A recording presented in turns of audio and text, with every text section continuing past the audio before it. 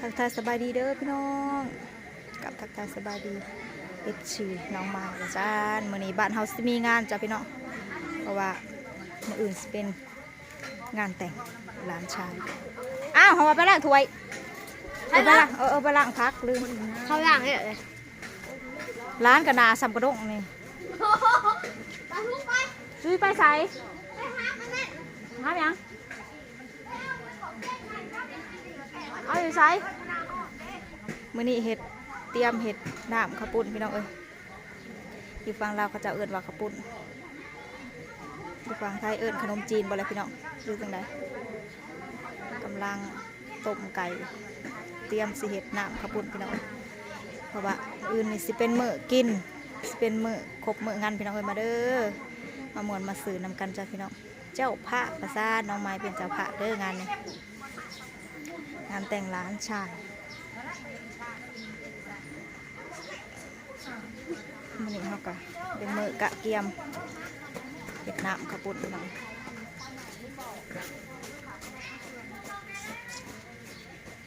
เดี๋ยวน้องมาสิพาไปเบิ่งแล้วใส่เบียร์ผลว่าอีใส่เฮ้ยสีเบิ่งล่างเบียร์ จักล่างอันนี้ในฮาวา40คือสิหน่อยเด็ดเจ้าแล้วเรียกว่าฮาวาสั่งมา40ยันเขาเอามาไปทำเลยก่อนมันเต็มโหลดก่อนเพราะอังคนร้ายเนาะสันเบียร์ลาวเบอร์ยังวันเด็กเบียร์ไงเบี้ยวยัดใครจะกินเบอร์ยังเห็นเบอร์3เบอร์4นะกินบ่เมาได้เฮ้ยกินแซ่บนะคันเบอร์4นะแบบกินได้ตลอดเบียร์ลาวเบียร์เชื้อ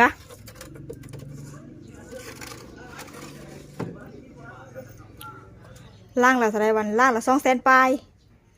เขาไปเอาลายราคาส่ง200,000ปลายเด้เนาะ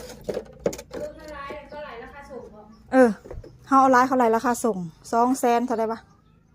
230,000มันคือ250,000นี่แหละ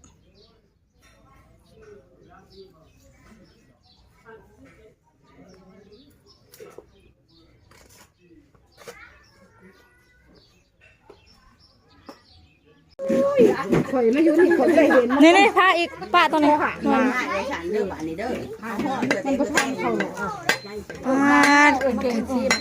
ได้ด่างมะพร้าวแล้วซ้ำได้อีกอย่างบ่ใช่แล้วเอาตังมาขบให้มันจะนั่งเถอะนะหมักดากเด้อกินเซยบริงินเพื่อเจ้าตั้มมะฮุงเจ๊แพงเลยบางโม่หน่อย5,000 10,000 20,000นี่ผมตั้มเนี่ยเฮ้ยเต็งตั้มโปรเซสสั่งจะเขาแพงมันกระยางบ่ได้โ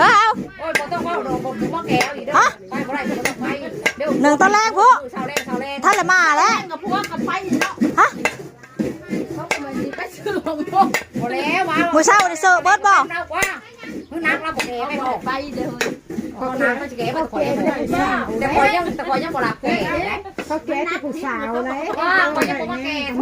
เอามาเอานะแม่ตรงน้ำน้ำเฮียให้จุ่มจะเอาไปถิ่นเอาไปเต็มน้ำเฮียน้ำออกคนนี้น้ำออกกันก่อนเนาะเพราะมันที่อยากจะกินเลยสิได้มันนี่ซิมดูหวานบ่สิได้แล้วถึงมือคนอ่ะกูกินแล้วหวานย้อนหวานมือบ่กินมาได้หวานมือคนนี่บ่ได้ไข่มือตำกรุงเทพนี่เชฟกรุงเทพตำให้กินพันแป้นใครจะได้พักเตี้ยนว่าคืนว่าเราได้เที่ยงขอคืนใหม่กี่ค่ะเดี๋ยวได้กินให้เฮ้ยใช่มาดอกมือใช่มาดอกซอบมือชนะที่มือใช่มาดอกซอบมือทำไมยากแล้วก็ดีตั้มให้ไผ่ก่อนมาหุงนะมือแรงนี่ออกไปกันแล้วมืออื่นใส่ท่านมือนั้นเขาไปอีเมยเลย2 จานบ่มอนตำหุงนี่2 จานบ่ตำหุงเขาเจ้าสั่งโอ้ย มันเลยไม่เป็นกินแค่หมู ช่วยหน่วยใหญ่ ทุกคนเมน เพราะว่าหน้าดังโตน่ะมาแม่เอาใส่ ดังโตหายได้ กันมีกิน เป็นกินแล้วเอาไปเห็นให้เจ้าเห็นนวด เขาเห็นนวดครับ เดินที่ได้ มันบอกก็มากกว่าจะเอา เอาอีกเลยเอาไปต้ม จะมาให้ไปเอาพองต้มนวดมาทาสีปากหรอน้องใช้แนวขูดเอามาในถุงใส่ไม่แน่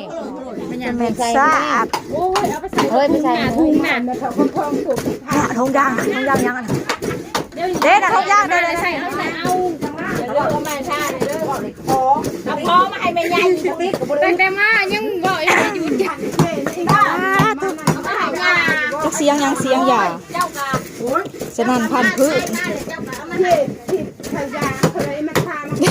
โอ้ยมันเลยบุกคู่เด้ ค่ะใจแก่เลยทำถุงว่าเป็นคู่ว้ายมันทำพิวพันไปได้เดี๋ยวนี้ได้เนี่ยทำพิวพันได้โอ้ยเลยเนี่ยจะพันไป เฉพาะทางงาม แล้วเขาก็ถามน้องถาม เอาให้เด็กๆได้ป่ะ โอ้ เนี่ยเราเป็นงามเนาะ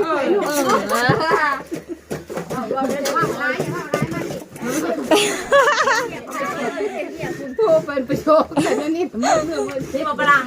แต่แม่ยังจ้างแล้วปอกแกอันพามโมกพามโมกกับพามหาโล5,000 บาท5,000 จ้า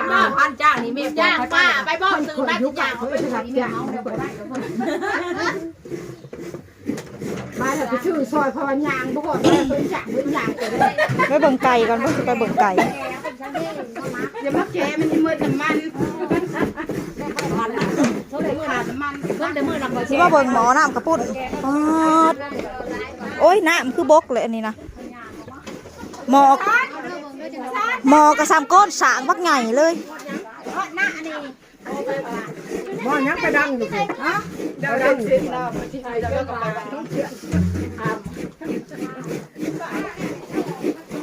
เปื่อยอยู่บ่เลย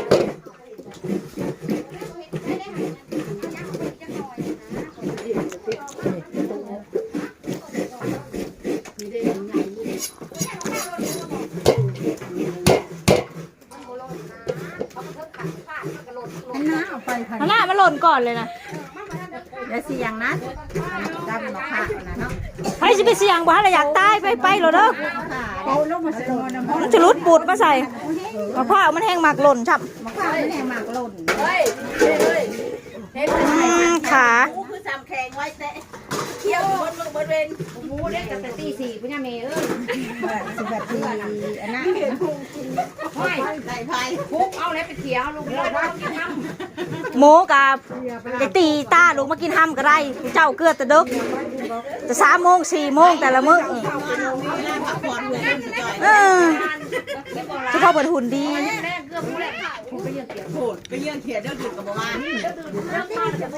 เลือดมีหนักจ้า มาเที่ยงคืนโบ๊กพักก็ มาแต่เนี่ยเขียนนะบ้งหมกผิก โบ๊กพัก บ้งโลดเด้อว่าสิเมื่อว่าอันนี้บ้งเพิ่นน่ะ จะแม่นจะไหลจะเห็น จังหวะบัดช้า ก็ดูดขึ้น แต่ว่าปุ๊บหมู จะกินข้าวคานอนหรอกนี่มัน แต่ว่ามันสิใหม่มือแล้ว เดี๋ยวเขียนได้ป่ะ ไปกินคานอนหรอกมันนี่นอนที่ละเดือดเดือด มันมาเลย ได้แน่ ยังน้ำข้าวบ่ ได้อยากอยู่แล้วเสียเธอครับ ถอกนะน้ำไผ่ นี่เลยกินเลยนะ สิกินน้ำข้าวเฮ้ยน้ำเย็นใช้ได้กินก่อน ช่วยได้ ฮะไป หุ่นมันเยอะคุณมุ่ง จัก เจ้หุ่นดีได้เนี่ยเล่นหัวเขาอันได้เขาผูกนกเขาแท่งแล้วไปอยู่ในพันโลเช้าใหม่ โอ้ต่อพัดลมออกมาซะ แล้วหุ่นดีได้ แซ่บเว้ย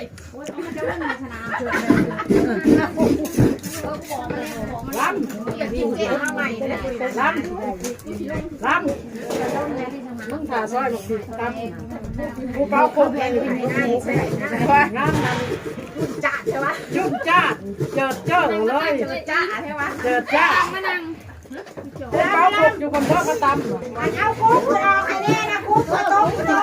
ล้ำ